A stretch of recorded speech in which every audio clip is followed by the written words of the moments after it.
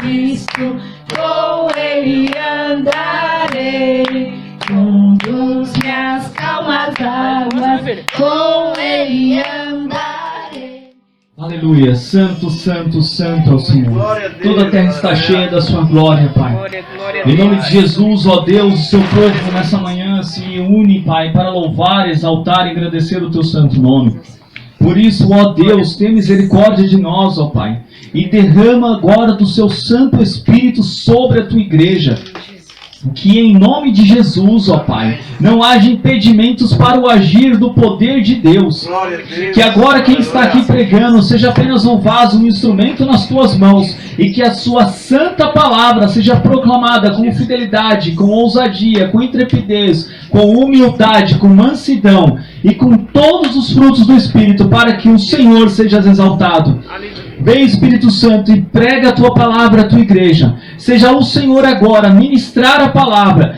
Pai, abençoa os corações e as mentes para que recebam a sua palavra como uma santa semente, para a glória do seu nome. Em nome de Jesus, eis aqui o teu vaso, eis-me aqui, usa-me, envia-me a mim. E que o seu povo agora seja edificado pelo poder do Espírito Santo. Derrama o teu poder do Espírito Santo. Em nome de Jesus, repreendemos toda interferência maligna, todo levante maligno, bata e retirada em nome de Jesus. E que agora apenas os anjos do Senhor, o Espírito Santo, e o fogo, e o poder, e a glória do nosso Senhor Jesus Cristo, seja sobre a igreja e com a igreja, nos nutrindo, para a glória do nome de Jesus. Amém. Glória a Deus. Glória a Deus. Só mais um momento, os irmãos estão abrindo. Vamos todos acompanhar em unidade essa palavra, porque a unidade no corpo da igreja é importantíssima. Amém? Vamos lá então, vamos ficar de pé para a leitura da palavra. Diz assim a palavra do Senhor, Efésios capítulo 4. Rogo-vos, pois, eu, o preso do Senhor, que andeis como é digno da vocação com que fostes chamados, com toda a humildade e mansidão, com longanimidade, suportando-vos uns aos outros em amor, procurando guardar a unidade do Espírito pelo vínculo da paz. Há um só corpo e um só Espírito, como também fostes chamados em uma só esperança da vossa vocação. Um só Senhor, uma só fé, um só batismo, um só Deus e Pai de todos, o qual é sobre todos e por todos em todos vós. Amém. Glória a Deus. Podemos nos sentar. Glória a Deus. Glória a Deus. Irmãos, se Deus assim me permitir, o nome dessa exposição, desse capítulo, será o mandamento da unidade. Se Deus assim permitir. Porque a unidade é um mandamento. E a começar, por que a unidade é um mandamento? Por conta de algumas coisas muito especiais no Novo Testamento. O Antigo Testamento, por uma totalidade dele, ele funcionava da seguinte maneira: se as pessoas forem obedientes a Deus, elas eram abençoadas, mediante a obediência delas a Deus. O Novo Testamento já é diferente. Deus ele já nos abençoou com a morte de Jesus Cristo na cruz, nos dando a vida eterna. É a maior bênção que a gente pode receber, é a vida eterna. Então, a nossa resposta é o quê? É a obediência. Os irmãos entendem que agora foi Deus quem nos dá todas as condições que precisamos para obedecer? Ele nos dá o amor dele, a graça dele, a misericórdia dele. Isso está em nós e a gente obedece. A gente não obedece como antigamente por interesse. Opa, vamos obedecer para tudo ir bem. Não. A gente obedece porque o melhor de todas as coisas já aconteceu na nossa vida. E é por isso que a ideologia da prosperidade, ela não tem fundamento, não tem base nenhuma, quando a gente olha para a graça de Jesus Cristo na cruz do Calvário sobre nós. Porque, na verdade, Jesus nos deu profunda, totalmente, a paga do pecado na cruz. Isso é maior do que tudo nessa vida, irmãos. Isso é maior do que todo tipo de prosperidade. Isso é melhor do que todo tipo de bênção. Essa é a bênção. Entendam, o Antigo Testamento era uma sombra das coisas que viriam. Agora a sombra que ele apontava já veio, já está entre nós, que é Jesus Cristo, nosso Salvador. Glória a Deus! Glória a Deus. Então agora nós temos algo muito maior para viver. E Paulo, ele vai falar acerca do amor de Jesus durante a carta de Efésios toda. E eu quero lembrá-los mais uma vez, onde a carta de Paulo aos Efésios foi escrita? Na prisão e da prisão. Paulo estava preso em Roma, muito provavelmente, por conta do Evangelho. Provavelmente era a prisão de Roma. E ele estava ali preso, encarcerado. O homem, apóstolo de Deus, encarcerado. Mas a palavra de Deus não estava. Não estava. Tanto é que nós temos esta carta até hoje conosco. Glória a Deus. Para a glória de Deus, o Evangelho nunca vai encontrar prisão nenhuma. Nunca vai encontrar cadeia, nunca vai encontrar barreira. Não existe. Para a proclamação do Evangelho não existe nenhuma barreira. Não existe. Portanto, o que nós vemos aqui, em que Paulo, da prisão, escreve esta carta é por amor. E é por amor. Os capítulos 1, 2 e 3, Paulo vai trazer fundamentos do amor de Deus. Fundamentos do amor de Cristo. Como Cristo morreu na cruz pelos nossos pecados. O que nós temos, quem nós éramos, enfim. Eu não vou ter tempo de trazer uma exposição muito grande acerca dos 3 primeiros capítulos hoje. Mas, conforme nós formos pregando, nós vamos ver um pouco do que realmente é a particularidade do capítulo 4. E a carta aos Efésios, irmãos, ela tem uma particularidade muito fundamental. Se nós pegarmos todas as vezes em que Paulo escreve a palavra amor, ágape, um terço de todas estas vezes está na carta aos Efésios. Vocês têm noção? É muitas vezes que ele vai falar o amor na carta aos Efésios. Só para os irmãos terem uma ideia, volta comigo aí no capítulo 1, por favor. Capítulo 1 de Efésios. Leia comigo, acompanhe comigo na sua Bíblia, de 1 a 4. Ele vai começar a carta com amor. Olha isso. Paulo, apóstolo de Jesus Cristo, pela vontade de Deus, aos santos que estão em Éfeso e fiéis em Cristo Jesus. A vós, graça e paz da parte de Deus, nosso Pai, e do Senhor Jesus Cristo. Bendito Deus e Pai de nosso Senhor Jesus Cristo, o qual nos abençoou com todas as bênçãos espirituais nos lugares celestiais em Cristo, como também nos elegeu nele antes da fundação do mundo, para que fôssemos santos e irrepreensíveis diante dele em amor. Aleluia! Glória a Deus! Olha isso! Ele nos colocou diante dele em amor. E é importante, irmãos, como que Paulo ele vai acabar a carta aos Efésios. Abra comigo em Efésios capítulo 6, avance um pouquinho, deixando sempre marcado o capítulo 4. Lá no final da carta de Efésios, capítulo 6, versículos 23 a 24, diz assim: paz seja com os irmãos, e amor com fé, da parte de Deus Pai e do Senhor Jesus Cristo. A graça seja com todos os que amam o nosso Senhor Jesus Cristo, em sinceridade. Amém. Glória a Deus. Irmãos, é uma carta que começa com amor, termina com amor e recheada de amor. Muito amor. E por que o amor? Vamos hoje, primeiro, meditar um pouco acerca do que Paulo está dizendo. O versículo 1 diz assim: rogo-vos, ele implora, pois eu, o preso do Senhor, que andeis como é digno da vocação com que fostes chamados. Muitos dizem que essa vocação aqui do versículo 1, ela se refere a pastores, presbíteros, diáconos, pessoas com algum tipo de cargo. Mas aqui, irmãos, ela não se limita a isso. Ela fala para todos, toda a igreja, para todo mundo. Você foi salvo? Você conheceu Jesus? Então essa vocação é sua. É sua essa vocação. É sua, você não tem como fugir dela. Portanto, você precisa andar digno. Andar como é digno, ou seja, nós devemos ter uma postura real, uma postura concreta, que está em acordo com a doutrina, com aquilo que nos dedicamos a crer.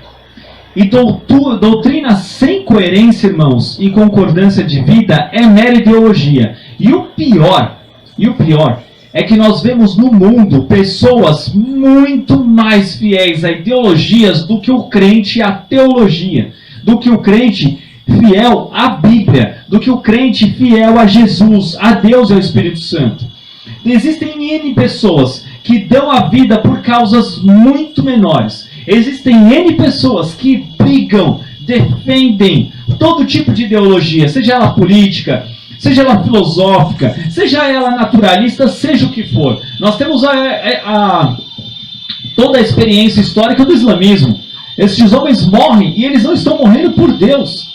Eles estão morrendo por uma mentira. E eles matam e morrem. Quantos de nós nos acovardamos por muito menos? Portanto, se nós olhamos para Jesus, Ele é a maior expressão de toda a coerência entre a teologia e a prática, doutrina e obediência. E o que Jesus tem com isso? O que Jesus expressa através disso? Autoridade.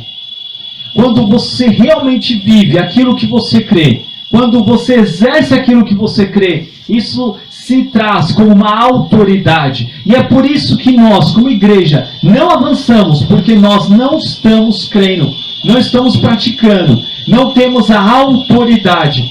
E é isso que Deus exige de nós, é isso que Deus quer nos usar. Ele quer nos usar com autoridade, com peso, com glória, com força, com intrepidez. Portanto, a autoridade, irmãos, é algo que a gente conquista dia após dia. A gente não conquista simplesmente pegando a Bíblia e lendo em voz alta.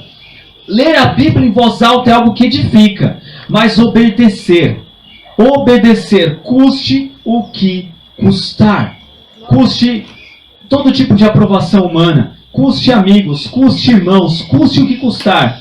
Obedeça a palavra. Não obedeça a homens, não obedeça a pessoas.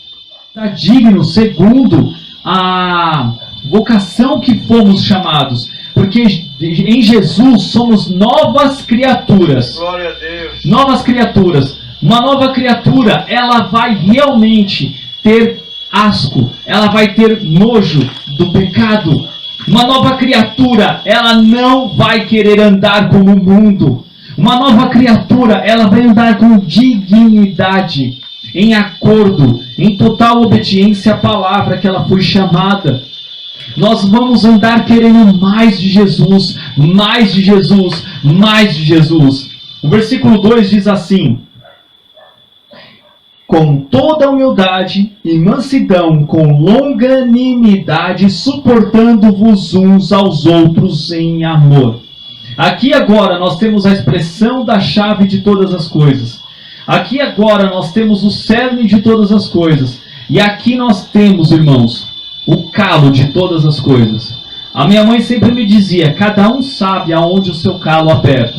E ela sempre dizia isso sabiamente, querendo dizer o quê? Que cada um conhece a dificuldade que tem. Todos nós temos alguma dificuldade.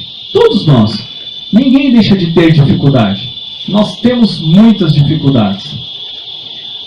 Mas veja, perceba, através dessa exposição, qual a sua dificuldade e clame a Deus a misericórdia, para que você vença a sua dificuldade, nessas 4 áreas que eu vou ler agora. A primeira de todas as áreas, que ele diz que deve ser por total. Olha, leia comigo o início do versículo, com toda. Ou seja, você deve se exercitar, se esforçar para ser por completo na humildade. Por completo. Humildade, eu não vou nem arriscar o grego aqui, irmãos, mas humildade quer dizer ter uma opinião humilde de si mesmo, sendo profundo de insignificância moral, modéstia, humildade, submissão de mente, baixo, inferior, humilde, modéstia de mente e do comportamento. Se eu tenho 2 palavras aqui que realmente expressam a humildade, aonde com clareza ninguém pode dizer que eu sou humilde. Será que você é humilde mesmo? Será que você é baixo e inferior? Essas 2 palavras, elas são bem claras e diretas. Você precisa ser baixo, você precisa ser inferior. Eu preciso ser baixo, eu preciso ser inferior. Me considerar inferior a quem? Ao irmão. Todo esse versículo diz, cada um com relação ao seu próximo. Então é com toda a inferioridade, com toda a baixeza, com toda a insignificância.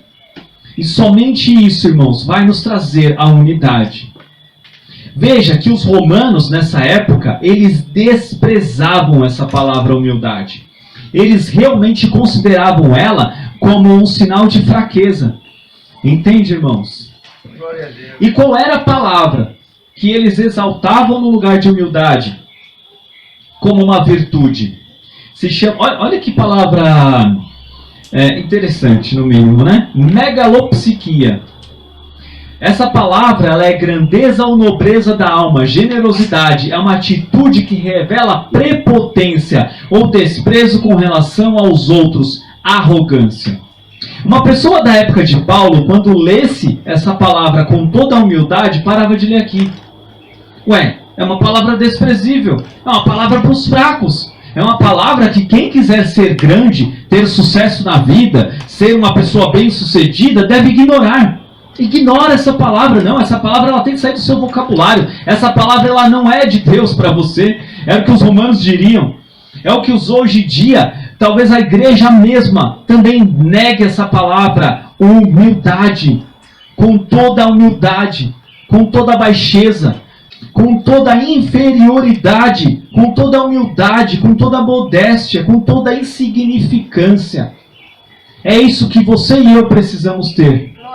E depois ele continua, uma outra palavra, com toda mansidão. Ao mesmo tempo que ele diz com toda mansidão, a gente pode colocar a mansidão como algo só, mas é sempre uma coisa se somando à outra. Uma coisa não se desvincula da outra. Vai somando humildade com mansidão, com longanimidade, com suportando uns aos outros. E a palavra mansidão, ela é do grego protis, e ela significa mais do que modéstia ou moderação. É a disposição de ânimo submissa, é dócil, que nos capacita a suportar sem irritação ou ressentimento as injúrias e faltas dos outros. Jesus sempre é o exemplo supremo de mansidão. Olha que incrível isso, irmãos.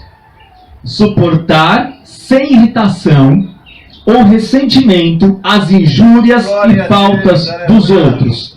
A pergunta é, qual foi a última vez que você engoliu aquele sapo?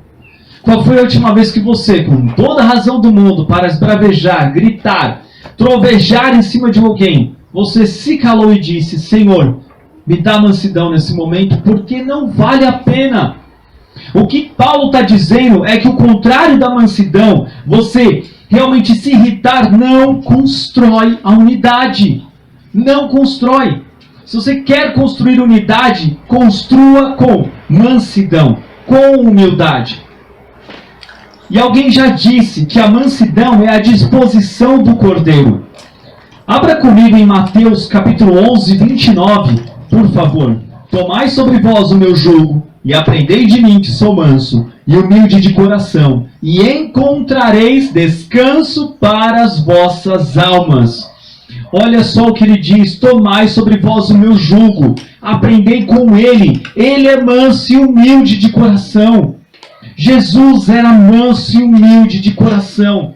Ao mesmo tempo que ele confrontava as pessoas, raça de víboras, ai de vós, escribas e fariseus, ai de vós, aquele que confrontava com dureza quando era necessário, mas ele nunca fazia isso com uma mera supérflua irritação, a não ser com a ira de Deus. Mas irmãos, quando você tem a humildade, mansidão, longanimidade, suporta uns aos outros, quando você vem com a ira de Deus, o que Deus usa, cada um de nós às vezes para expressar isso sim, você vem de uma maneira com algo chamado autoridade.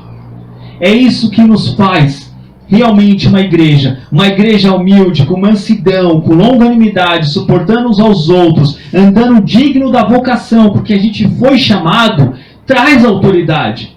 E é isso que a gente tem que buscar. A autoridade, ela é uma consequência de uma vida de obediência constante, constante, constante. Você busca, e realmente é como disse aqui a minha esposa, é necessário todo dia a gente pedir perdão, porque a gente falha nessa busca, a gente falha nessa obediência. Agora vai comigo, por favor, para Filipenses capítulo 2, um pouquinho depois de Efésios, logo em seguida de Efésios, é a carta seguinte. Filipenses capítulo 2, de 5 a 10, é uma das principais expressões de Paulo acerca da humildade de Jesus Cristo. Amém? De sorte que haja em vós o mesmo sentimento que houve também em Cristo Jesus. Olha, acompanha comigo o que Paulo vai dizer. Que haja na igreja, que haja nos irmãos, o mesmo exemplo de Cristo. Aquilo que Cristo foi, aquele parâmetro, aquele poder, aquela força de Jesus, ele diz para que nós sejamos iguais a Ele. E o versículo 6 diz assim, que sendo em forma de Deus, não teve por usurpação ser igual a Deus. Lembra da tentação de Jesus no deserto? O diabo disse a ele, pede para o seu pai transformar em pão. E ele fala que não. Não tentarás o Senhor teu Deus. Nem só de pão viverá o homem, assim está escrito. Depois, quando os soldados vêm prender Jesus, e ele diz ali para Pedro, você acha que se eu pedisse ao meu pai, ele não enviaria 12 legiões de anjos? Glória a Deus. E ele poderia ter pedido isso, irmãos. Mas é exatamente aqui que entra. Ele não teve por usurpação ser igual a Deus. E o 7 diz assim, mas fez a si mesmo de nenhuma reputação, tomando a forma de servo, e fazendo-se semelhante aos homens, e achado na forma de homem, humilhou-se a si mesmo, sendo obediente até a morte, e morte de cruz. Por isso também Deus o exaltou soberanamente, e lhe deu um nome que é sobre todo nome, para que o nome de Jesus se dobre todo o joelho, dos que estão nos céus e na terra, e debaixo da terra. Aleluia! Jesus é a maior expressão de humildade. Se você quer ser humilde, olhe para Jesus. Glória. Se você quer ser realmente manso, olhe para Jesus. É o nosso maior exemplo. É o nosso maior exemplo de busca. E Paulo disse, olhe para Jesus, sejam como Ele. A palavra longanimidade, com toda a longanimidade. Agora voltando para Efésios, capítulo 4, versículo 2.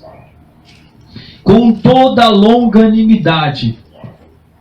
Macrotomia, do grego macrotomia, significa paciência, tolerância, constância, firmeza, perseverança, paciência, clemência, longanimidade, lentidão em punir pecados, tolerância, sofrimento contínuo, paciência quando outros atacam ou tornam difíceis as nossas vidas. Longanimidade, nesse caso, ela descreve especificamente a paciência com as pessoas. Porque nós temos uma outra palavra para paciência, que é do grego hipomoné, que é com as circunstâncias. Não precisa abrir, mas eu vou ler em Romanos 12:12, diz assim, alegrai-vos na esperança, sede pacientes na tribulação, perseverai na oração. Veja, a palavra pacientes na tribulação, aqui em Romanos 12:12, ela é diferente daqui de Efésios 4:2. Essa longanimidade, da longanimidade. A longanimidade ela é exclusivamente para com pessoas. E exatamente aqui que está algo muito difícil. Quantos de nós, a nossa cultura, ela realmente exige o quê? A vingança, o revidar. As pessoas hoje em dia, elas querem uma arma, não é para defender o patrimônio, não é para defender a pessoa dela, é para se vingar daquela pessoa que ela considera injusta, e realmente, de fato, alguém que comete um crime de roubo a uma residência, a uma pessoa no trânsito, é algo injusto, mas a pessoa ela não quer simplesmente defender a família, ela quer ter o prazer de se vingar daquela pessoa. E é isso que o mundo clama. E é isso que as pessoas querem. Elas querem licença para se vingar. Outro dia, Eu estava dando uma lida no manual de instruções do jogo da vida das crianças. Eu até depois quero conversar com elas. Eu reparei isso ontem à tarde, não deu tempo de eu conversar. Mas lá tem um dia chamado assim, Dia da Vingança. E aí quando você cai ali, as pessoas são obrigadas a te dar uma quantia enorme de dinheiro. Eu não sei se vocês pulam, como vocês fazem. Mas olha isso, irmãos. Até no jogo para criança, eles querem doutrinar as crianças a se vingarem. A vingança. Um jogo de tabuleiro. Entende? E é um jogo que, se a gente olhar, ele é educativo. Ele está ensinando ali as coisas da vida. Acontecem coisas nas nossas vidas que a gente não tem como controlar. A gente não tem como prever. E a vida é muito isso mesmo. A gente está aqui, muitas vezes a gente está bem, outra hora a gente está mal, outra hora está tudo bem, e de repente acontece uma coisa que a gente não queria. E ela simplesmente vem sobre nós. Agora, qual é a nossa resposta? Ela é com vingança ou com longanimidade? Ela é realmente com uma lentidão em punir pecados? Ela é realmente uma tolerância de um sofrimento contínuo? Ela realmente tem paciência quando outros atacam ou tornam difíceis a nossa vida? Como a gente vai reagir? Mas lembrando, mais uma vez, só mais uma questão. Agora a gente vai chegar no suportando-vos. Por que Paulo vai falar isso? Sabe por quê? Porque isso não é com relação ao mundo. Não é com relação ao mundo somente. Lógico, isso aqui a gente leva para toda a nossa vida. A gente é crente por inteiro. A gente é cristão por inteiro. A gente é convertido por inteiro. Então, onde a gente estiver, a gente tem que ter humildade, mansidão, longanimidade. Mas ele diz isso também, exclusivamente, principalmente, primeiramente, para com os da igreja. Para com os irmãos. Por isso que ele vai dizer, suportando-vos uns aos outros. Paulo sabia que na igreja haveria muitos conflitos. A igreja aqui estava no seu início. Haveria e já haviam. E realmente, a história da igreja vai mostrar diversos conflitos. Mas a história da igreja vai mostrar que Deus sempre esteve com aqueles que procuravam ser humildes, mansos, longânimos e suportando-vos uns aos outros. E como que se é assim? Alguém que busca realmente ter Deus. A palavra suportando-vos é do grego anekomai. Significa levantar, manter-se ereto e firme, sustentar, carregar, suportar, aguentar, perseverar, tolerar. Referindo-se às pessoas, suportar alguém, ter paciência com respeito aos erros e fraquezas de alguém. Ou seja, irmãos, o trabalho prático de um crente é paciente, é contínuo, é realmente suportar. A palavra suportar, ela realmente é como, aqui no vídeo nós podemos ver aqui as colunas. Essas colunas suportam muito peso, muito peso. Só de cada viga deve ter quase 200 quilos. Fora todas as telhas, é muito peso. Mas é peso demais. E é assim que a palavra diz que nós devemos ser. Às vezes, suportar um irmão é suportar uma carga muito grande. Muito grande. Às vezes, suportar uns aos outros é algo difícil, sim. Às vezes, suportar uns aos outros não é fácil. É algo que nos corrói por dentro, nos destrói. Mas ele vai dizer, suportando-vos uns aos outros em amor. E o que é o amor? O amor, ele é o sentimento do princípio da reciprocidade.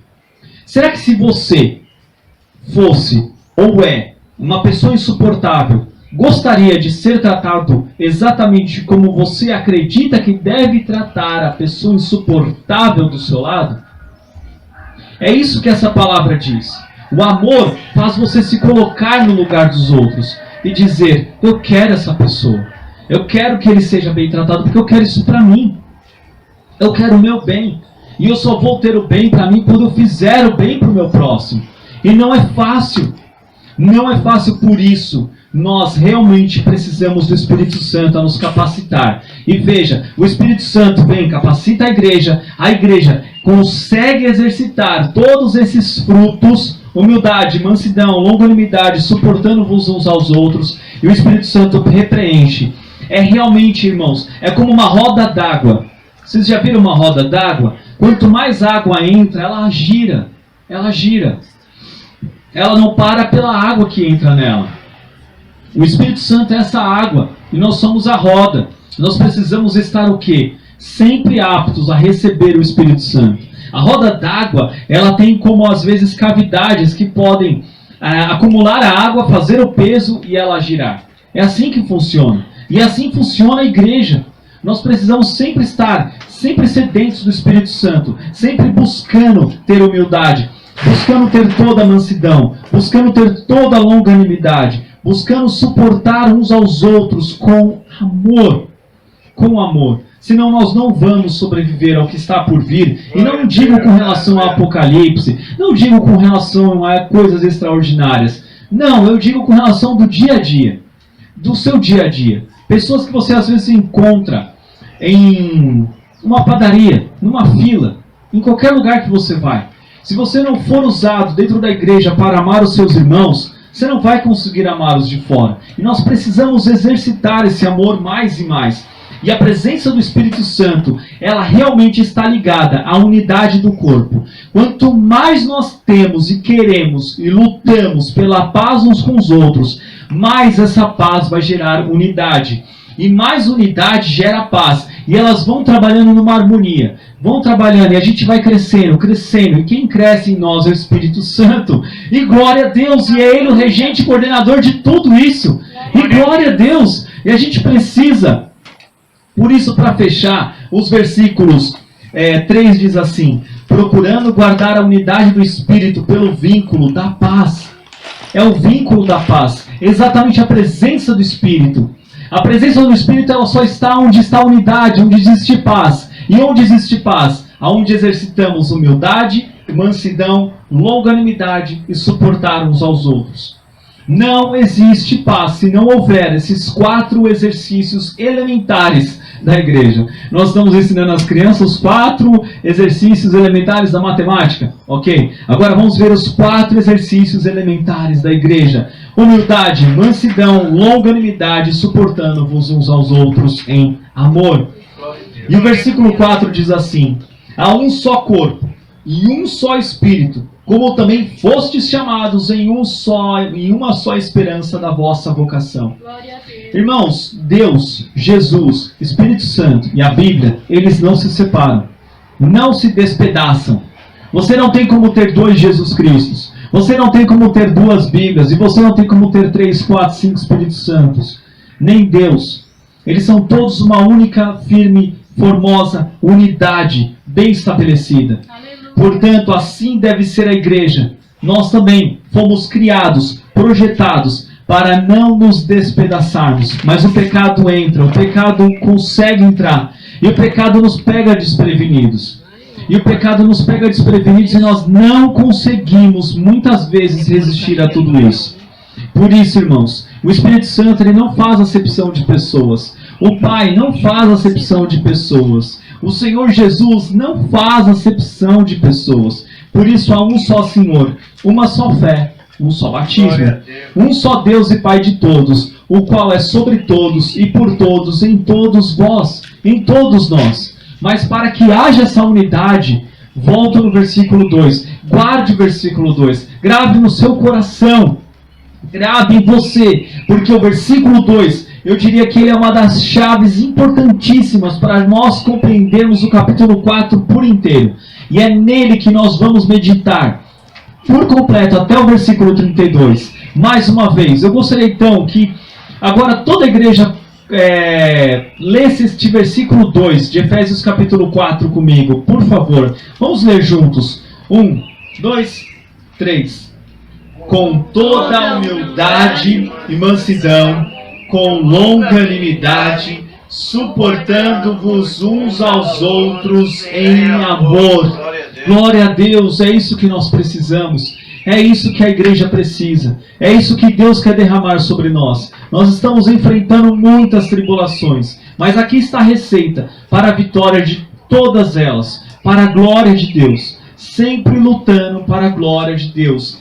É sempre uma luta, irmãos. É sempre uma batalha. Você não foi salvo para ficar de conforto, mas para uma guerra. E essa guerra, esta batalha, ela é espiritual. Portanto, vamos vestir a armadura espiritual Vamos nos revestir do novo homem, buscando sempre toda humildade, toda mansidão, toda longanimidade e todo amor uns aos outros. Amém? Glória a Deus. Vamos ficar de pé, por favor. Vamos orar. Vamos orar ao Senhor Deus, que agora Ele nos encha, Deus, em nome de Jesus, com toda a humildade, Senhor. Nós pedimos perdão. Nós pedimos perdão porque nós não somos humildes, ó Pai. Nós pedimos perdão por todo o orgulho. Nós pedimos perdão, Senhor Deus, por toda a nossa soberba, por toda a nossa arrogância, por tudo que nós achamos que somos melhores uns que os outros, por tudo que nós achamos que nós não precisamos uns dos outros. Perdão, ó Pai, em nome de Jesus, pela falta de mansidão. Nós pedimos perdão, Senhor, que em nome de Jesus Cristo preencha o nosso coração. Preenche o nosso coração com mansidão. Ajuda-nos a parar de gritar. Ajuda-nos a parar de nos irritar. Ajuda-nos a ver com os olhos do Senhor toda a situação. Porque Tu estás no controle de tudo, das nossas vidas e de tudo que está acontecendo. Nada foge do Teu controle. O Senhor continua sendo o mesmo ontem, hoje e sempre. Portanto, Pai, nós entregamos diante do Senhor o nosso coração e pedimos: dá-nos mansidão para a glória do Seu nome. Dá-nos, ó Pai, longanimidade. Dá-nos mais paciência com os irmãos. Dá-nos mais paciência com as pessoas da nossa casa, os nossos familiares, os nossos conhecidos. Ajuda-nos a perdoar mais e mais aqueles que nos têm ofendido. Ajuda-nos, ó Pai, a amá-los com muita paciência.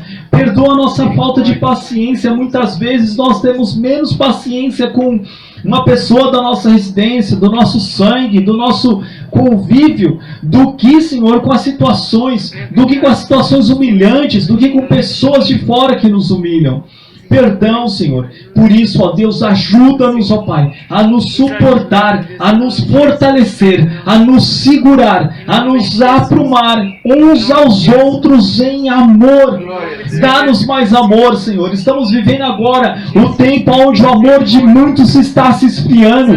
Senhor, isso inclui a igreja do Senhor. A igreja, Pai amado, infelizmente tem entrado numa apostasia do amor. Nós pedimos, ó Deus, que em nome de Jesus, ó Pai, guarda-nos desta apostasia do amor. Guarda-nos, ó Deus, em nome de Jesus. Retira de nós, ó Pai, toda a falta de suportar o próximo em amor. E em nome de Jesus, ó Pai, inunda o coração da Tua igreja com amor. Dá-nos um coração de carne, ó Pai. Dá-nos um coração de carne a suportar uns aos outros em amor. Em nome de Jesus, ó Deus. Constranja toda a Sua igreja, Senhor Deus, nesse momento. Não só nós aqui, não só quem está online, mas a toda a Sua igreja, todos aqueles que se dizem ser servos do Senhor Jesus Cristo. Que sejamos todos, Pai, constrangidos em amor e para o amor, para que não se esfrie na Sua igreja. Em nome de Jesus, não se esfrie em nossos corações. Tem misericórdia de nós, ó Pai, porque somos frios de amor. Tenha misericórdia e nos dê, Senhor, o calor do amor de Jesus, do Espírito Santo de Deus. Em nome de Jesus, aviva o amor em nós, aviva o amor em nós, aviva o amor em nós, para a glória do Seu nome. Assim clamamos, em nome de Jesus. Amém. Amém. Glória a Deus. Glória a Deus. Glória a Deus. Aleluia. Glória